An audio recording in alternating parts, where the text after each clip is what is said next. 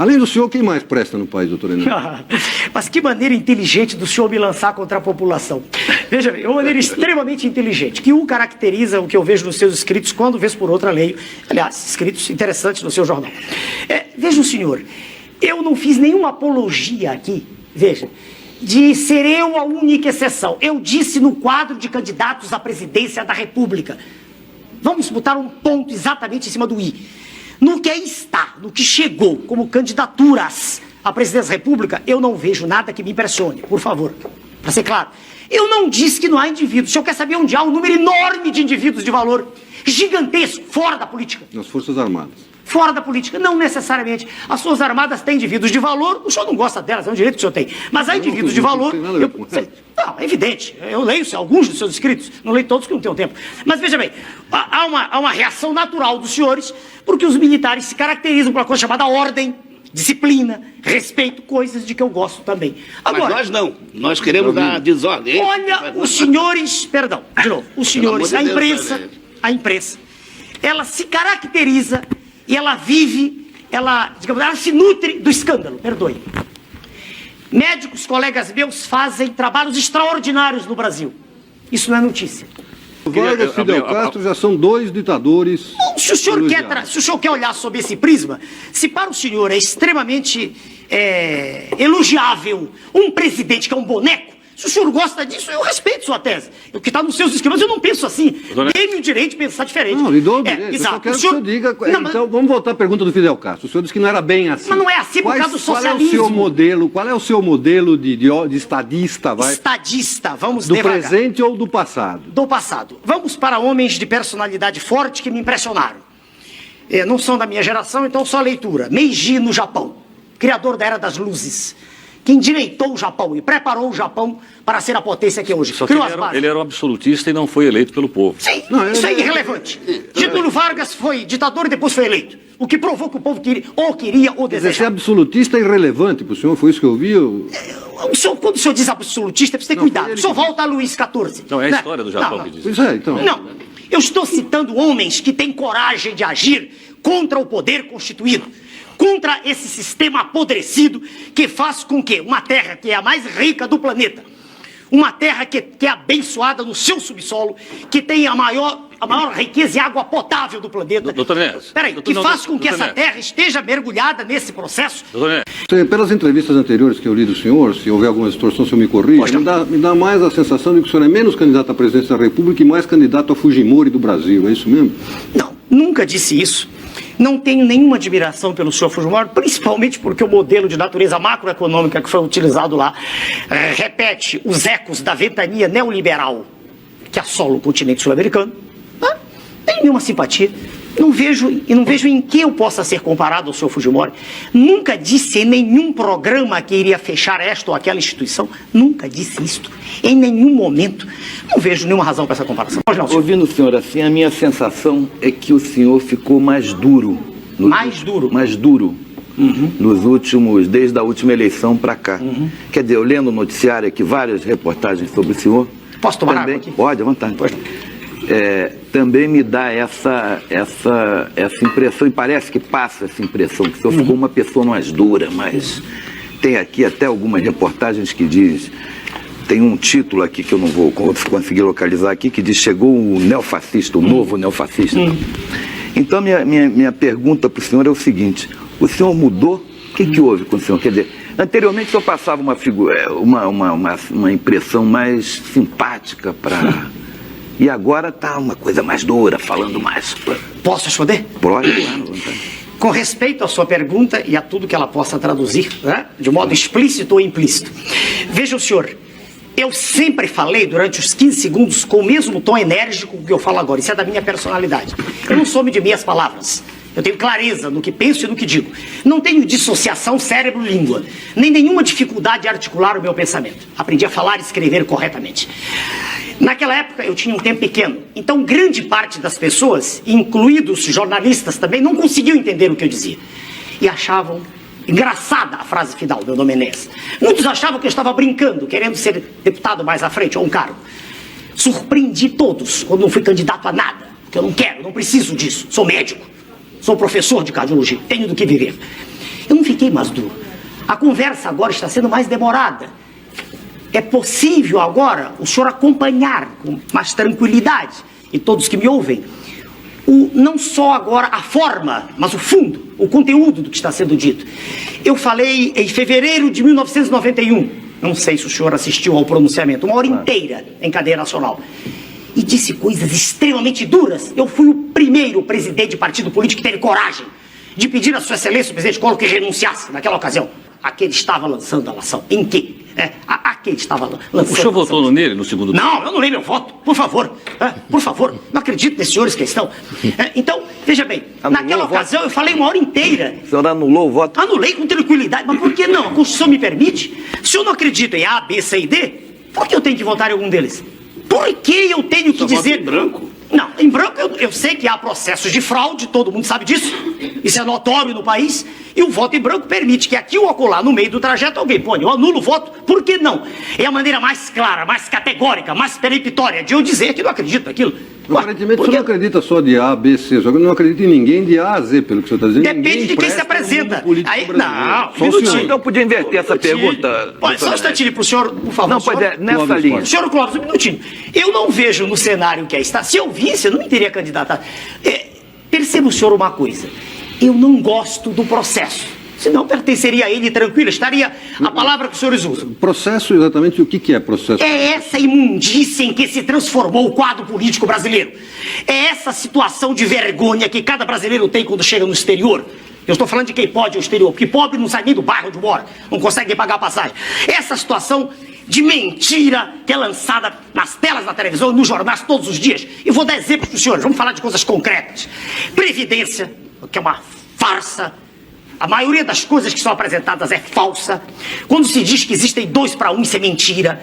Misturam-se os homens da cidade com os homens do campo. A relação na cidade é quase 4 para 1. A relação no campo é meio para 1. Quando se junta isto tudo, e os senhores são jornalistas, sabem da verdade, cria-se o 2 para 1. Então há 2 indivíduos também, isso é mentira. O que ocorre é que arrecada-se muito pouco no campo. E como se arrecada muito pouco no campo, a cidade paga pelo campo. Então tem-se a impressão que a Previdência está falida. Ela tem, aliás, um saldo de $1 bilhão. O que se quer é privatizar tudo para que grupos espúrios, né, tomem conta, e aí o Estado fica endividado, como aconteceu no Chile. O Estado fica endividado e os grupos têm um grande negócio. Então, eu deixo deixar bem claro. Quando o senhor disse o processo, eu quero dizer o seguinte: eu não gosto dessa maneira como um candidato a presidente da República se curva. Para ser eleito, ele se curva. Ele não acredita na força dele. E ele faz composições, ele procura um vice, ele procura um... Para quê? Para que ele tenha votos. Eu não faço isso. Eu sou exatamente o mesmo. Meu candidato a vice-presidente é o Almirante Roberto Gomes Silva. Um homem que não vai me trazer voto, não é nada disso. Apenas ele foi um homem que no governo Figueiredo lutou pela nacionalização, lutou contra a desnacionalização das nossas jazidas.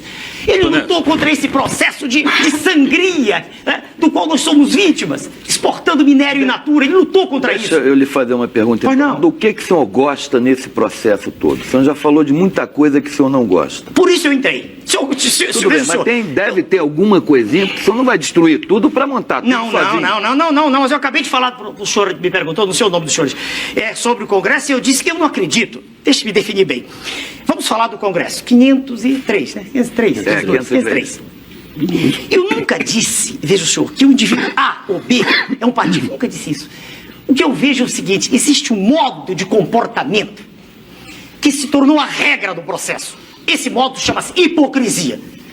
O cidadão não tem coragem de dizer a verdade. Ele tem medo de perder voto aqui, perder voto acolá. Então a imprensa tem que ter liberdade para isso. E ela terá essa liberdade com a nossa chegada, sem dúvida, para fiscalizar aquilo que está sendo feito.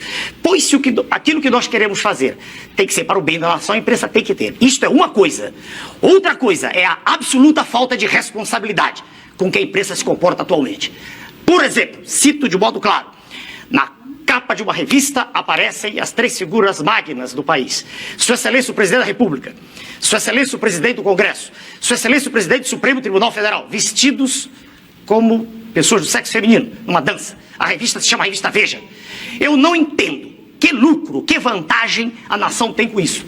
Estou sendo sincero, com a mesma clareza com que falo sempre. Então repare, chamam-me de autoritário. Eu digo não.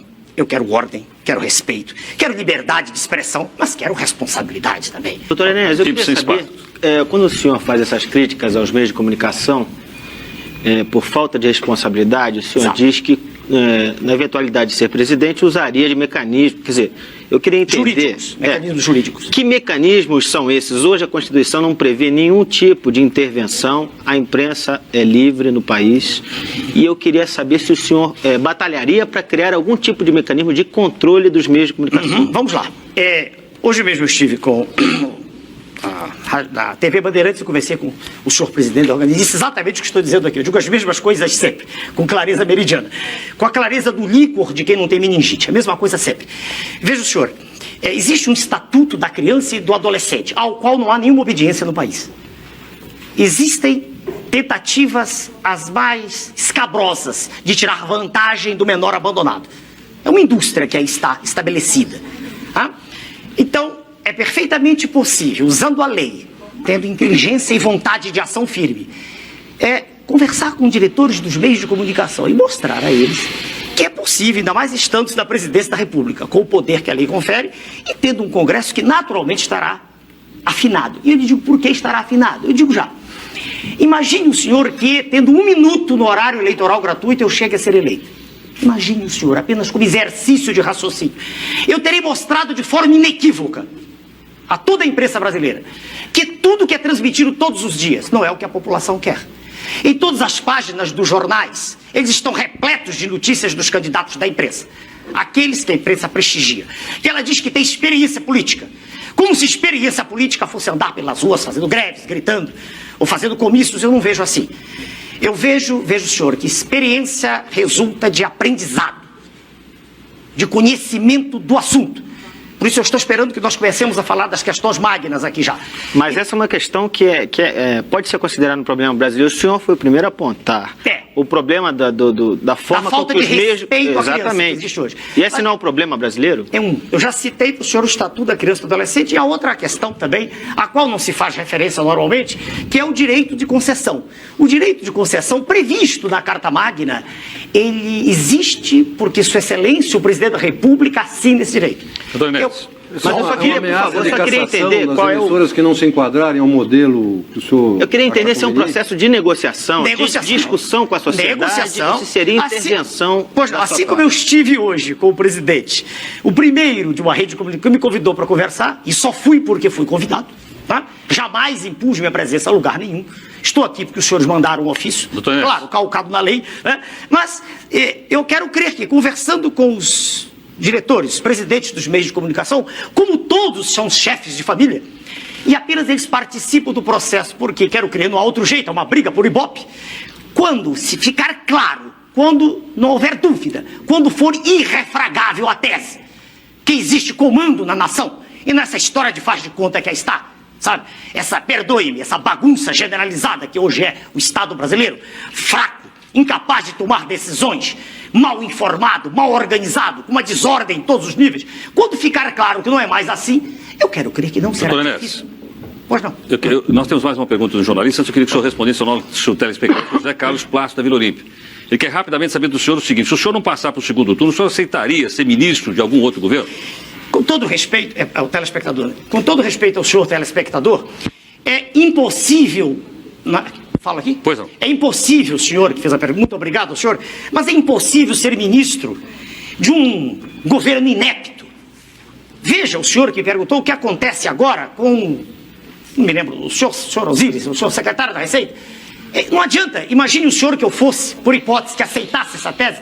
Jamais aceitarei com o modelo que está. Jamais. Já declarei isso por escrito, em documento que está registrado em Brasília.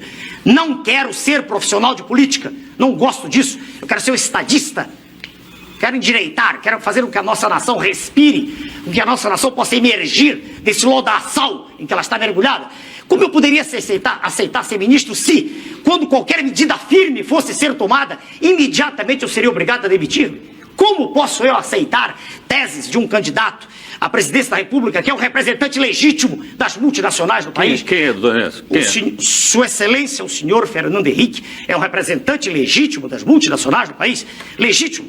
É um homem que defende um processo neoliberal que estraçalhou a Argentina e temos outros exemplos muitos, mas respondendo ao senhor telespectador, eu não posso ser ministro. Veja o senhor, se eu quisesse ter qualquer cargo, eu teria sido candidato a deputado federal e sem nenhum convencimento sólido, sem nenhuma bobagem,